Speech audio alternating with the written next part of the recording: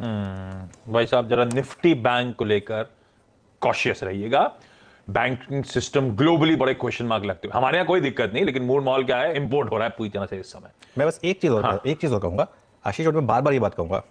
देखिए इस मार्केट में कोविड के बाद बहुत लोग जो मार्केट में आए थे उन्होंने एक बेयर मार्केट देखी ही नहीं। प्रॉब्लम ये होगी सारी इस मार्केट की सबसे बड़ी प्रॉब्लम क्या रही है, क्योंकि आप कोविड के बाद आए, आपने अपनी नौकरी वगैरह छोड़ दिया तो छूट गई, तो आपने स्टॉक मार्केट में डबल किया, आपने बहुत पैसा बनाया, आपको लगा कि ये वन वे स्ट्रीट है और मार्केट सिर्फ ऊपर जाता है, क्योंकि वो 8,000 वाला निफ्टी चला गया सीधा 18,000।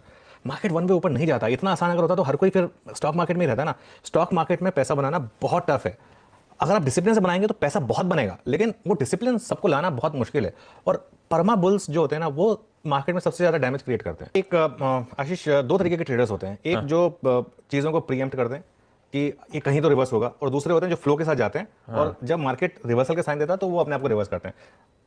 सुबह मैं वीरो को भी सुन रहा था, बहुत अच्छी बात उन्होंने बोली थी और मैं एकदम 100% सहमत हूं उनसे कि अगर यहां पर जब कवरिंग स्टार्ट होगी तो वो कवरिंग 200-300 पॉइंट की नहीं होगी। फिर वो लास्ट टाइम 1,200 पॉइंट की कवरिंग थी, लेकिन अब ये नहीं पता ना कि 1,200 या 1,500 या 2,000 पॉइंट की कवरिंग जो भी आनी है वो कवरिंग, अब वो मार्केट आपको ये वो नहीं करती ना कि वो 17,000 से कर देगी।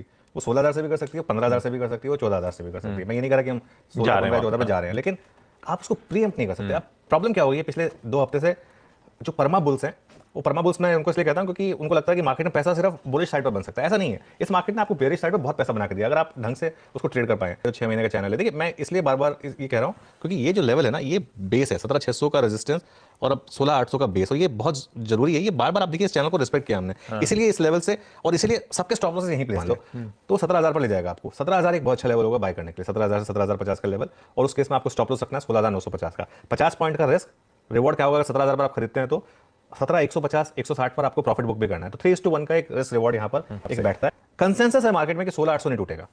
और मैंने एक चीज नोटिस की है, अगर कुछ मार्केट में कंसेंसस बन जाता है और सबके स्टॉप लॉसेस वहां प्लेस्ड है तो टूटता है। आपको याद होगा पिछले महीने हम ये लगातार डिस्कस कर रहे थे कि सबने 200 डे मूविंग एवरेज एक 17,200 17,300 को एक स्टॉप लॉस बनाया हुआ था कि वो नहीं टूटेगा, और अल्टीमेटली वही हुआ। 17,200 300 टूटा और अच्छे से टूटा, और उसके हम 400-500 पॉइंट नीचे फिसले। तो मुझे लग रहा है एक बार 16,800 टूटेगा, सबको मार्केट ना एकदम, इक्विटी मार्केट को लोग हेट करने लगेंगे। ऑलरेडी वो होने लगा है वैसे, लोग इक्विटी मार्केट को हेट करने लगेंगे। और जब आप इक्विटी मार्केट को हेट करने लगे तब टाइम होता है बाय करने का। और अगर 16,800 टूटा बाय द वे, तो निफ्टी 1,000 पॉइंट गिर सकता है, वहां से 15,800 तक जा सकता है।